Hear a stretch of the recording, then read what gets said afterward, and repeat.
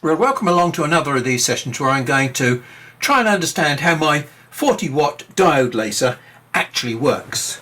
In the previous session we looked at the beam profile, particularly what happens here at the focal point. The manufacturer promised I would get something like 0.08 to 0.15. This spot size here, say 0.2. And as I increase the power, what happens is the spot size grows to 0.3. and maybe out as far as 0.5 if I go to 100%. So the kerf width depends upon the power that you're using. I'm very unimpressed with the performance of a diode laser because it has got basically a very blunt shape to the profile, whereas a CO2 laser, looking at the same beam, looks something like that, where the intensity is substantially higher than the intensity here. Now, to try and improve that, what I thought I might try and do is to put in another lens in front of here, so that I've got the possibility of maybe making this smaller. If I can decrease the spot size, I will actually increase the intensity. The designers of this system have grouped the lasers into 4 groups of 2, and what we see as an output down here, when we get below the focal point, we see 4 lines. So what we've got is 4 separate laser beams which are combining their power at this point here. Now, there's a rather interesting question that arises when you start using 4 laser beams, because normally you only use 1 laser beam to produce a focal point through a lens. So this technology is doing something rather interesting. Now, if we go right back to the basics at the start of this session, this is just a model of a laser system. The output of this system is a wave. Different colours represent different wavelengths, and the light that you see around you is random. All these wavelengths are just randomly sitting next to each other like this. There's no order to them. But with a laser beam, there is a specific definition of what a laser beam is. First of all, it's monochromatic light, just a single colour, regardless of what that colour is, and in this instance it's 455 nanometers, a blue colour. But the most important thing is that this output from this laser is what they call phase locked. In other words, all the photons are vibrating in total synchronism with each other. Their phases are not out of phase like this. What we've got in this 8 diode system is 8 of these laser systems. There's absolutely zero chance that all 8 of those separate laser beams are going to be locked together with the same phase. Individually, they will be phase locked. So there will be 8 different sets of phases that arrive at the focal point. So we've not got one laser beam which is damaging our material.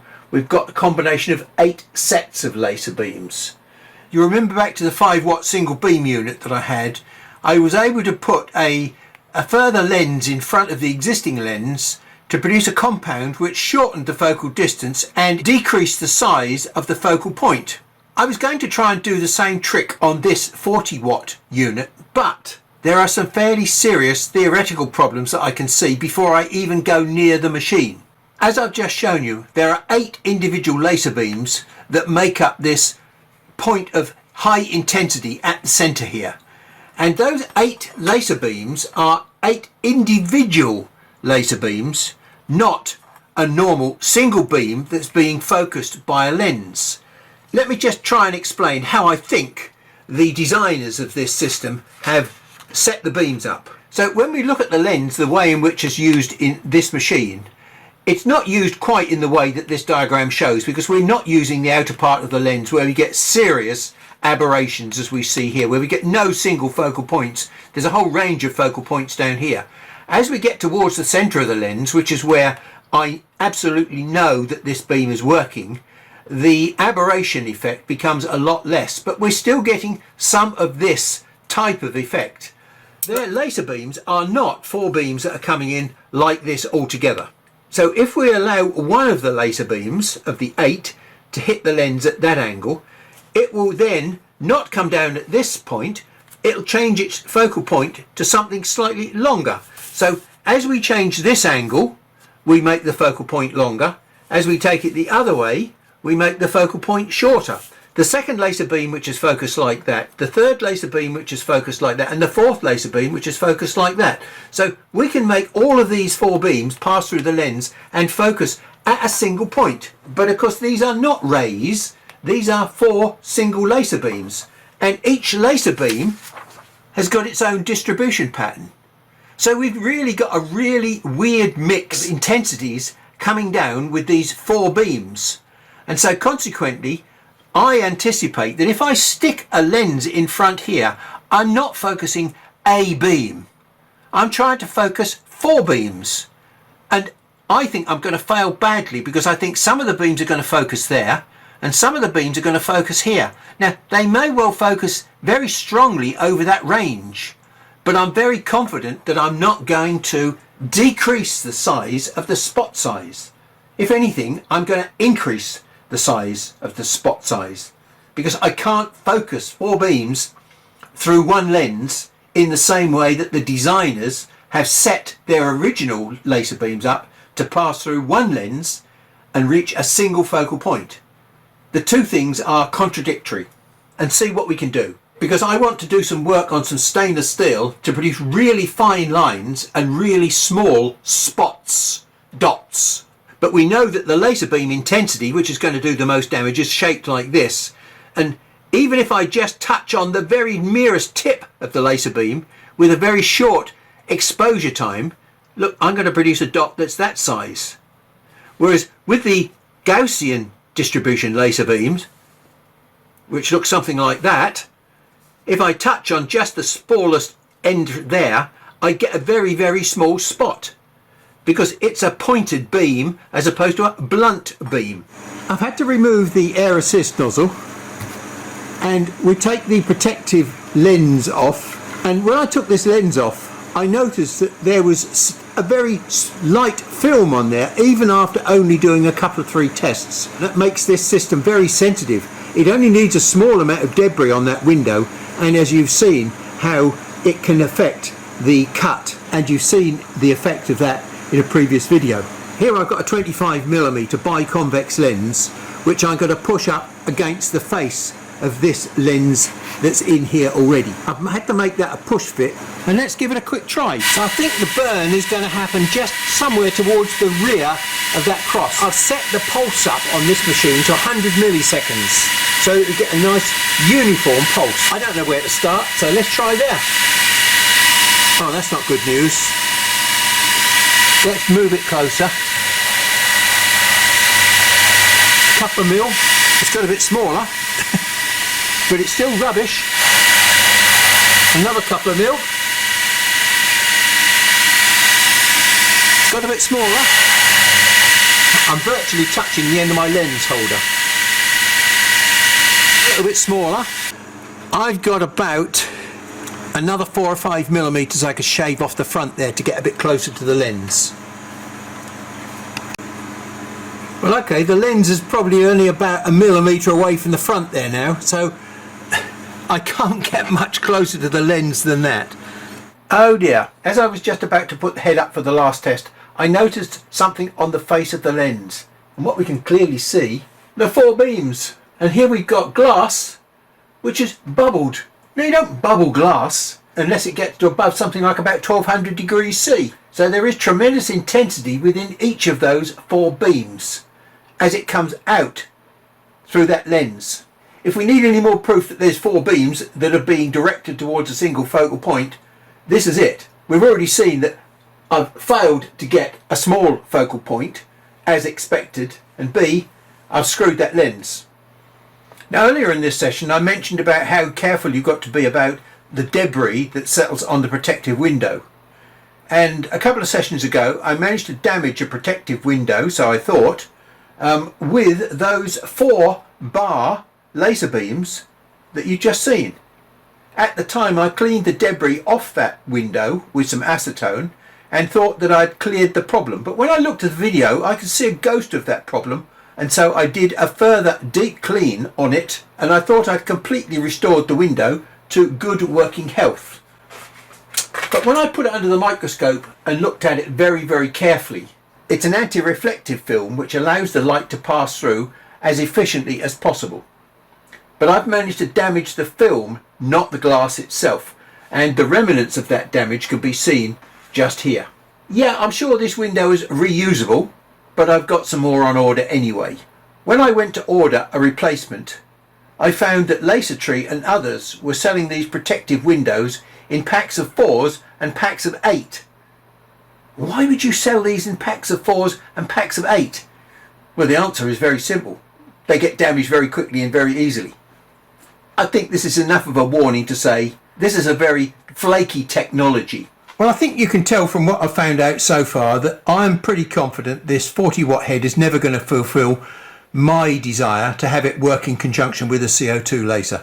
So although I can't see this ever being a useful tool for me, there are still some interesting technical parts that I need to understand. One of the problems I'd like to resolve is stainless steel colours. As you can see here, when I was using the 20 watt head, I got all sorts of strange bar patterns on my coloured swatches. So I want to get to the bottom of what actually caused that problem.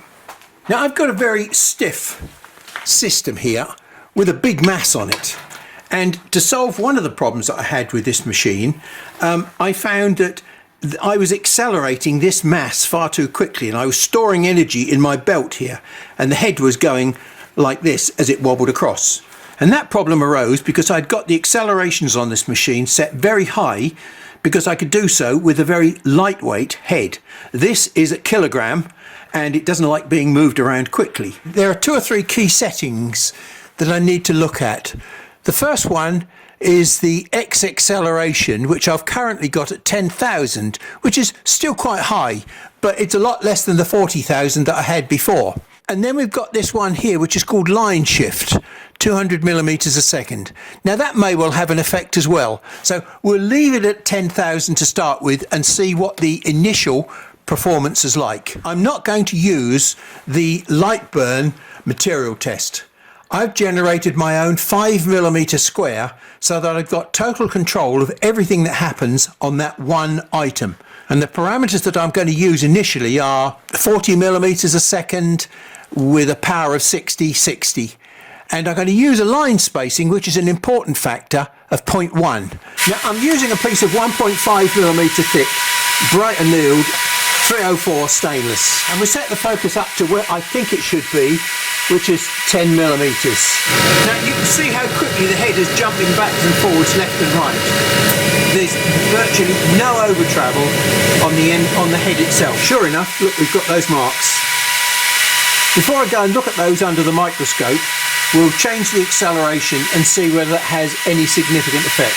So I've changed the acceleration from 10,000 now down to 1,000. And you'll probably see the head appears to be moving slower. It's still running at 40mm a second. It's just that you're seeing a different over travel this time.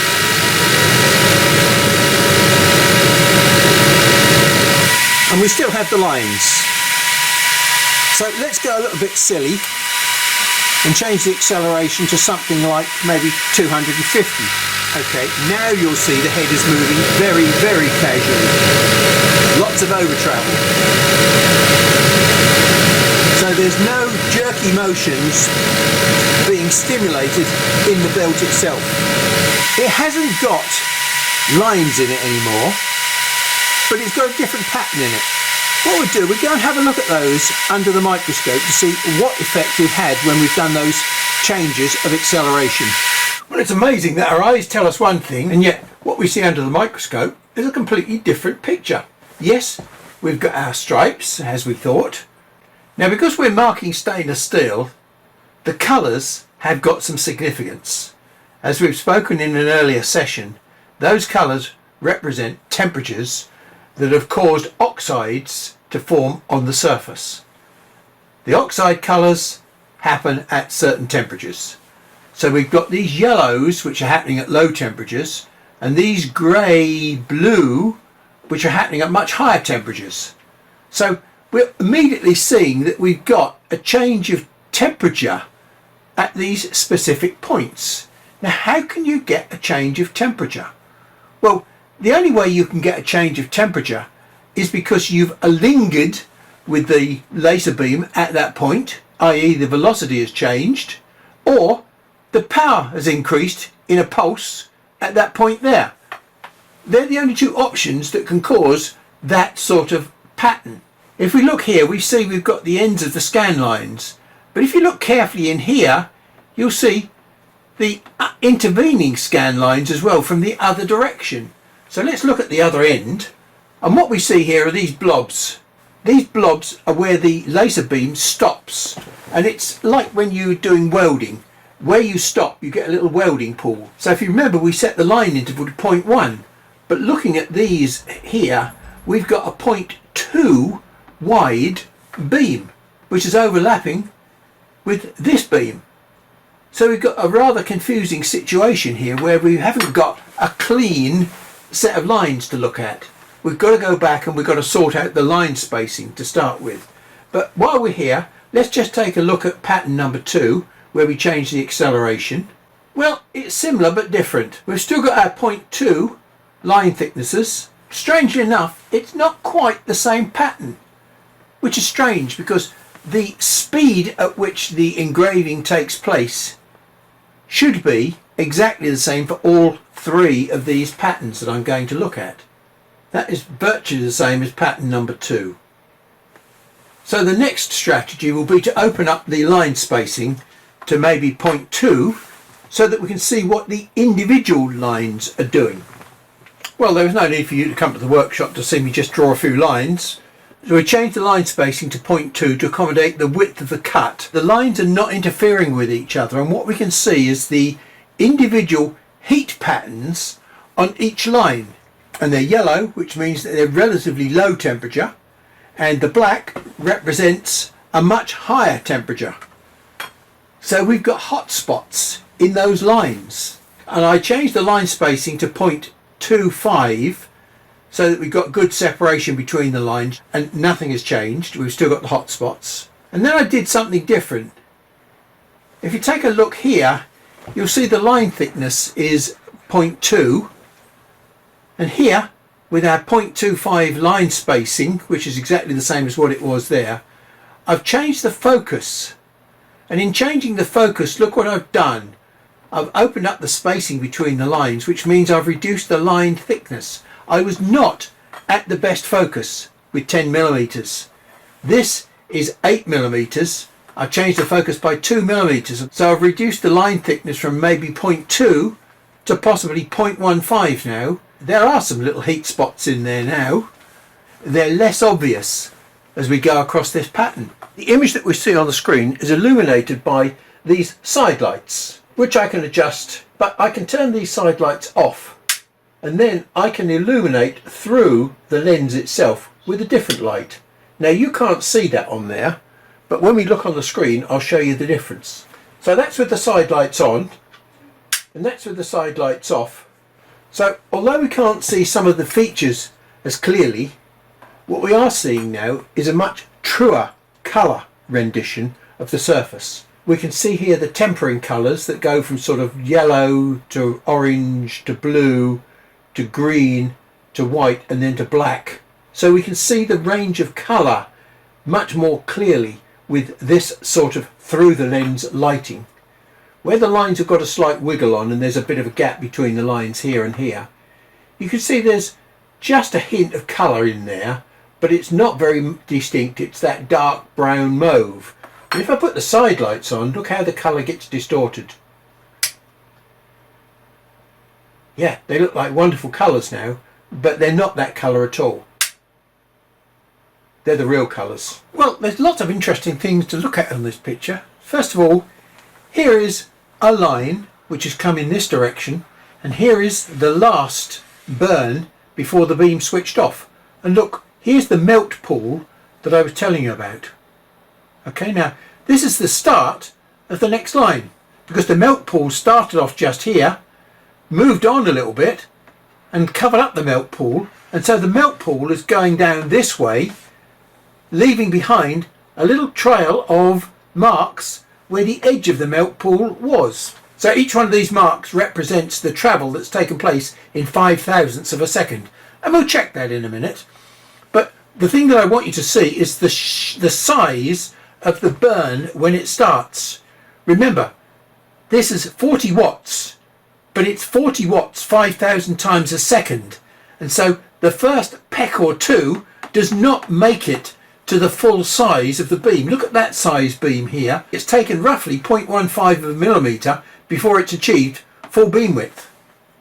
And that's purely because we've gone peck, peck, peck, peck, peck to gradually get down to the full depth of the beam. I've got a scale on there, which is 0.1, 0.2, 0.3, 0.4, 0.5. I'm just going to move this bar here so that it just touches the edge of the screen, like that. I've got a plastic marker here which drops down to the screen. You may be able to see it. I'm going to move that so that it's on the left-hand edge of this line here.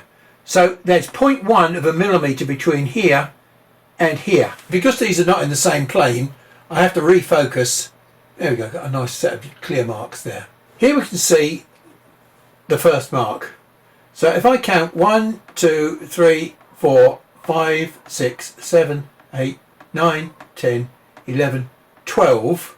12 and a little bit maybe, but let's just say 12. We counted 12 marks within a 0.1 millimetre distance. So we're running at a speed of 40 millimetres a second to do this test. So therefore what it means, we've actually got 400 of these 0.1s in 1 second. We've got 12 pulses times 400, which is 4,800 pulses per second. Well, I think in round numbers that's more or less 5 kilohertz, which is what the frequency is set for this head. So those marks are very definitely caused by the PWM. So using the parameters that we've just determined, I've just done a very quick manual check of both speed and power to see what colours pop out. This 30% speed at 60% power produces really obvious lines. And maybe this goldy brown here at 40% power, 10% speed, also produces lines. Something weird going on here which I don't understand. Let's have a look at these under the microscope to see what we've really got. So this is the standard test that we've already set up. 40 millimetres a second, 60% power and 0.15 line spacing. As you can see, we've got the 0.15s there, gives us perfect line spacing, and we don't appear to have many marks across here, although if you squint your eyes what you'll see is we've got 1, 2, 3, 4, 5, maybe 6 dark bands. Let's now drop to 30 millimetres a second. We've got all these 1, 2, 3, 4, 5, 6, 7 stripes. Now we drop to 20 millimetres a second. Now that's a significant difference. Got yellow lines 1, 2, 3, 4, 5, 6, and then we drop to 10 millimetres a second. Well, apart from the fact that we've got a rather interesting set of white lines that run across here, we've got all these grey and black dots across each one. Remember, the black has probably more power than the white, so we've got lots of little, if you like, power points as we run across there. I really don't understand what this variation is. There's not enough dots there that are related to PWM, and it's certainly nothing to do with the belt or the speed of the machine. So we keep the speed at 10 millimetres a second and we'll change the power from 60% down to 50%. There's not a lot of difference between the 60 and the 50% power. Then we drop the power to 40%, a bit greyer, and then 30%. And we've got very distinct gaps between the lines. We've definitely gone down below 0.15 now. And wow, here we are at 20%. That's a big difference between 30% and 20%, and then down to 10%. Look at the thickness of those lines now. I mean, bearing in mind this is 0.15 distance between the lines, what does it make those line thicknesses? Can I get 3 of those in there? 1, 2, no, I can get 2 in there. 1, 2. So I suspect that these are now 0.05 line thicknesses. Now, that's fascinating because I didn't think I'd be able to get anywhere near that thickness or thinness of line. That's 10% power and 10% speed. Well, there's a range of colours that we can look at. Some of them disappear with the light and others are more stable. So, all these tests here were done at 10% power. They were done at various speeds, and each one of these 4 tests were done at 0.1 pitch, 0.05 pitch, 0.025 pitch and 0.01 pitch. And you'll be surprised at the different colours that we've got from just changing the pitch alone.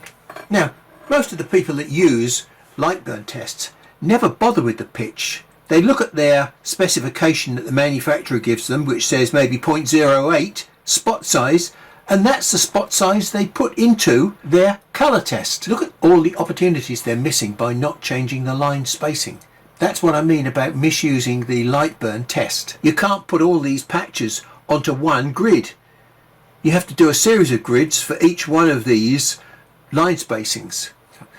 I am actually not particularly interested in trying to find out all the colours.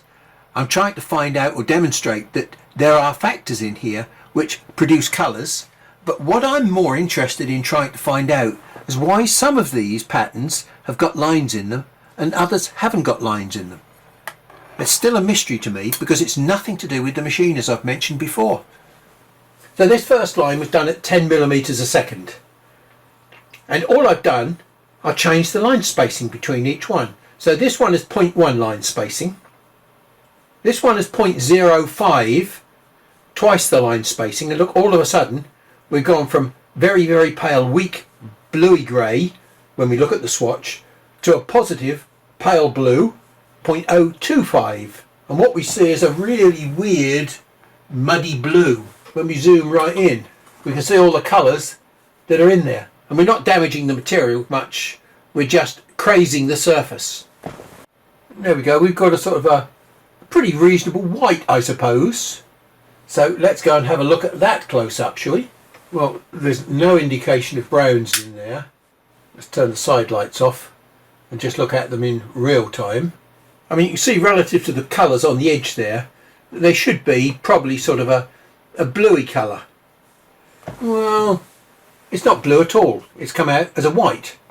So it's absolutely amazing how colour can fool your eye. That's not real colour, that's just peaks and troughs. As you can see, the shadows as I change the light. So that's a textured surface. It's reflecting and diffracting the light. And hey, look what's happened now. Out of nowhere, we've got some pink. So you can clearly see that we've got pink and white bars on that one. And here we go, look, 1, 2, 3, 4, 5, 6. So that's what happens when we overlap the beams and we add extra heat into the cut. Not by virtue of the power that we're putting into the cut, but because of the retained heat from the previous pass. We've got very thin lines to start with, probably less than 0.05, because the gap is 0.1, the pitch is 0.1, and I could certainly get more than one of those lines in that gap. So they may be 0.04. But look what's happening here. The lines have got really thin. Okay, now thin would indicate loss of power or change of speed, but I think this is loss of power, because I'm fairly confident from what we've seen now that we've got uniform speed, and all we're seeing here is change of power that's causing the thickness of lines, and it's fairly significant, the change of power that we've got here. Look at the difference between that thickness line there and that thickness line there. Okay, now as you can see, these on average they look as though they're going to be a grey blue again, and they've got a browny tinge to them when I look at the real colour, to 0.05. And now sure enough we've got pairs of lines which are running together again, and at 0.025 we've got a nice uniform blue pattern that has got some dark streaks in it, but they're hardly noticeable by eye. And 0.01, all these colours are just not available to the people that are using the light burn test, because they never set anywhere near 0.01 for a line spacing. Now while I've been editing the video, I keep coming back to this problem of why on earth am I getting banding in my colours? I'm pretty competent at mechanical engineering. I'm not a physicist, so therefore I don't like stepping into areas which I'm very uncomfortable about. But I do believe that I've exhausted all the mechanical possibilities, and what we're left with is some physics that I don't really understand, but I've got a concept of what might be happening. So this is what I bought. And when I look at the marketing blurb, the first thing I find is, well, we've got this laughable thing here, spot size, which is meaningless. But the interesting thing is the wavelength. Now, the wavelength is supposed to be 455, but what it says, it's 450 plus or minus 10 nanometers. Now, 10 nanometers is an insignificant amount in relation to 450 nanometers. This 40 watt unit has got 8 diodes in it. So each diode could have a different frequency output. There they are, 8 5.5 watt diodes. All they've really done in this machine is what they're claiming to do here. They've lumped more and more diodes together so that they can claim thicker and thicker one pass cutting to try and compete with CO2 lasers, which they will never do. In putting 8 diodes together, as I've spoken about, they have compromised the spot size. Now, they don't tell you that here. What they tell you is that the spot size is 0.12 by 0.16. Well, we know that that's total rubbish from all the tests that I've done. I can't get anywhere near those numbers.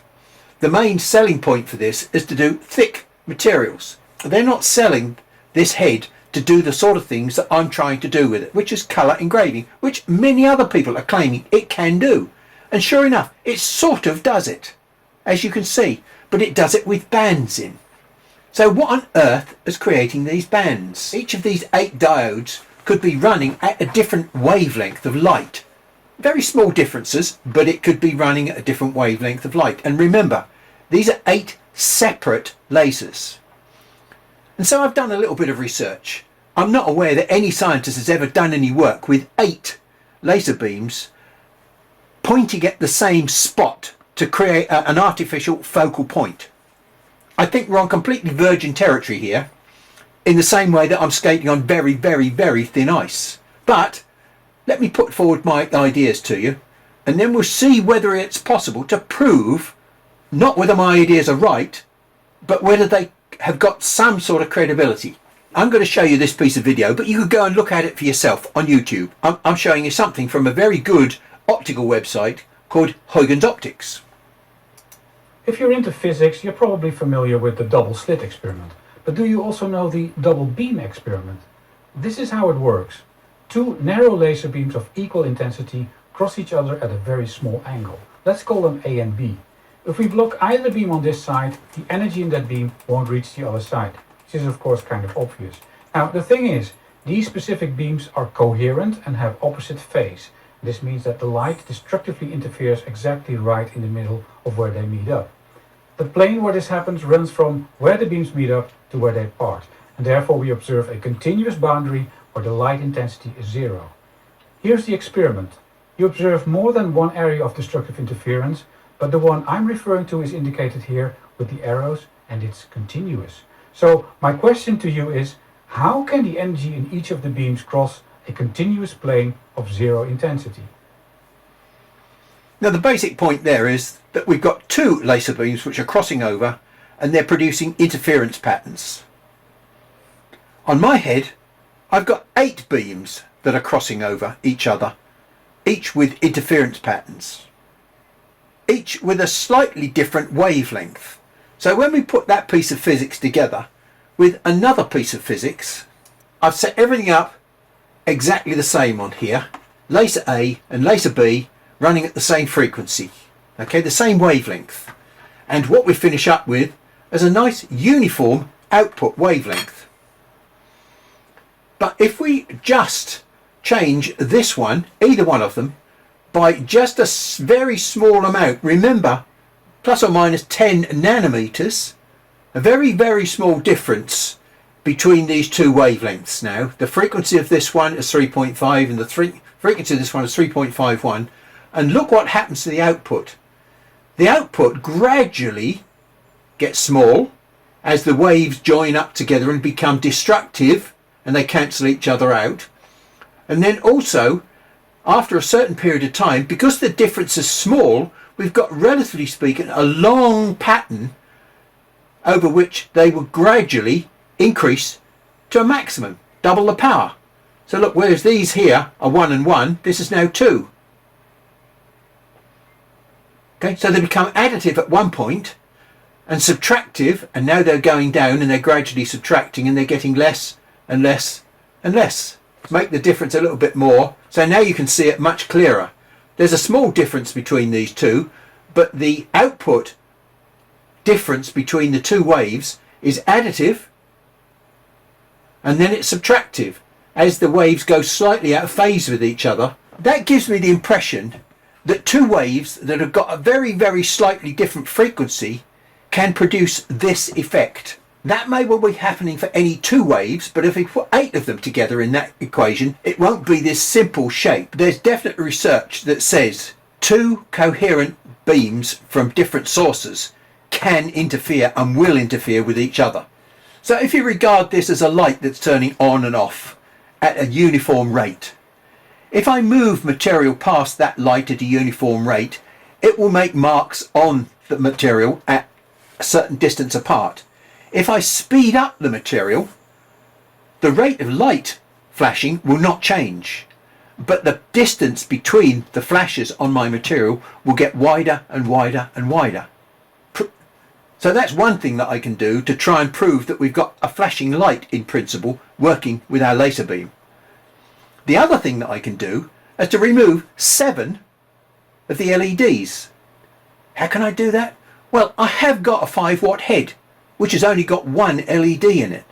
Now, if there is enough power in that LED to do some engraving on stainless steel, that will prove the point beyond any shadow of a doubt, because there can be no interference patterns with just one LED. So the rest of this video is going to be trying to prove whether or not there's any credibility in the two principles that I'm trying to mix here to prove to you that there's a problem with the output stability of the beam itself. Now, Lasertree are not the people that have built this laser head. They've built all the case and the fancy bits that go around the outside, but this module here, which is the laser diode module, has been manufactured by an optical specialist. They may not even understand the problem that they've created when they put 8 laser beams together and then try and do what I'm doing with it, which is coloured engraving. They might not realise that they've got an optical output stability issue. It's good enough for cutting, but it's not good enough necessarily for engraving. Now, I've been out into my workshop and done a few more test squares, and I've been very lucky in that the first parameters that I've chosen have almost answered the question. There's the answer on the screen there. And there's the second test. The black marks are missing. Those marks there are the marks that are causing my banding. So to make sure that I didn't get the lines overlapping, I set the line pitch to 0.25, and the fact that I've got this space in between, which is about a line's thickness, means that each one of these lines is roughly 0.125 millimeters wide. And that also sets a scale for this little bit in the middle here, which looks to be about 0.03, maybe 0.04. So in this case, the lines are probably around about 0.1, because I can get 2 of those lines in that gap there. The so-called focal point that we're looking at is not really a focal point. It may appear like a focal point, but it's where 8 laser beams happen to coincide, because each of those laser beams has got a focal point of its own. So what we're looking at here is that point where all these beams coincide. So to explain this, I've got to build a little picture. These brown marks on stainless steel are definitely pulses of power. They're not uniform power, so we've got some mechanism in the beam which is causing the power to go into pulsing mode. Those 8 beams are driven by the same electrical signal, and so they will all turn on and off at the same point in time. 450 plus or minus 10 nanometers. Well, look, there's 450 nanometers and there's 440 nanometers, which is 10 nanometers difference.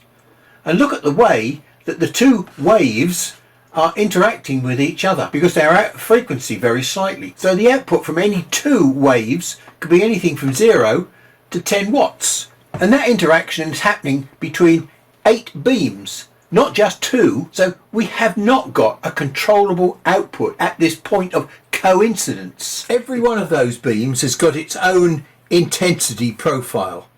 And what the designers have tried to do is to get all 8 beams to coincide at this point here, which you think to be a focal point. It's a point of intensity where all the beams hopefully combine and add their 5 watts together to make 40 watts of intensity profile at this point. And this could still be the intensity profile at that focal point. Now, the intensity profile is just a graph of intensity. That isn't necessarily the shape of the damage that's done by the beam. Your laser beam is very stupid. It can only do 2 things: turn on and turn off. When it turns on, it's delivering whatever the wattage of your unit is. In this case, my wattage is 40 watts. So whenever the beam is turned on, it's delivering 40 watts. And it's delivering this shape of intensity profile. You have no power control over your beam at all. It's always delivering 40 watts whenever it's turned on. The only attempt at power control that you have is by controlling the exposure time that the beam has hitting the material.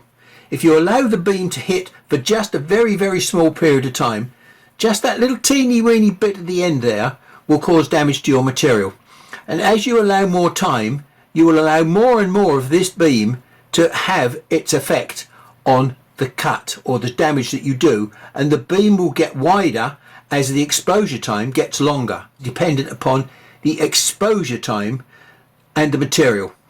The material will have a certain tolerance to damage, and the lower that tolerance, the wider the beam will be and the faster the damage will occur. We're using stainless steel, so we've got a very resistant material that doesn't want to damage easily. We've not got one beam creating this, we've got 8 beams, and each one of those 8 beams could be doing a little bit of that, or 2 beams could have to be coincide and do that, or another beam could come along and do that, which are not conforming to the general pattern of the intensity profile. So it is these little teeny weeny spikes of power that are there for a moment and then not there, depending on the coincidence of the beams, that are the culprits to the marks and bands that I'm getting.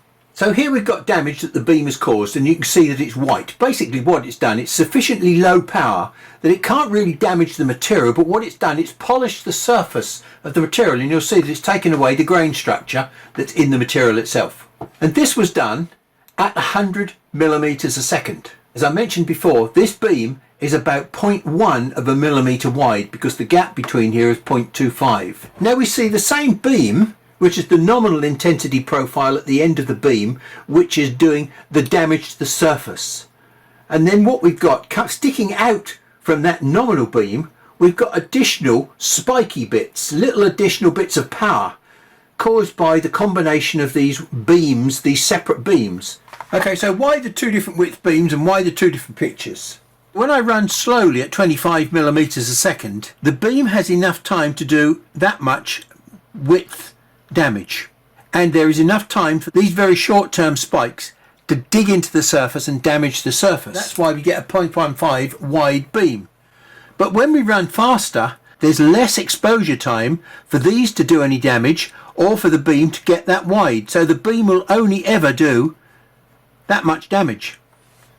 And that's why the difference between the 2 test lines. It's all down to exposure time. From what we just found about the exposure time, I've been out into my workshop to see if I could determine a minimum speed that I can run at that will make sure that I'm above the threshold for producing these dark bands.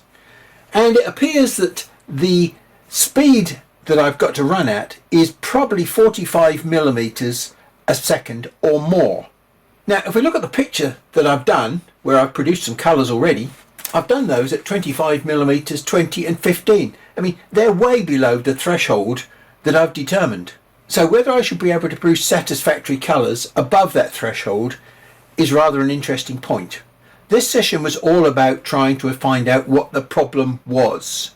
And I've now established what the problem is, and it's nothing to do with acceleration or the machine itself. It is what I originally feared, but for a far more complex reason. It is a variation in optical power and not speed. During this session, there have been clues that tell me exactly what I'm looking for to produce colours.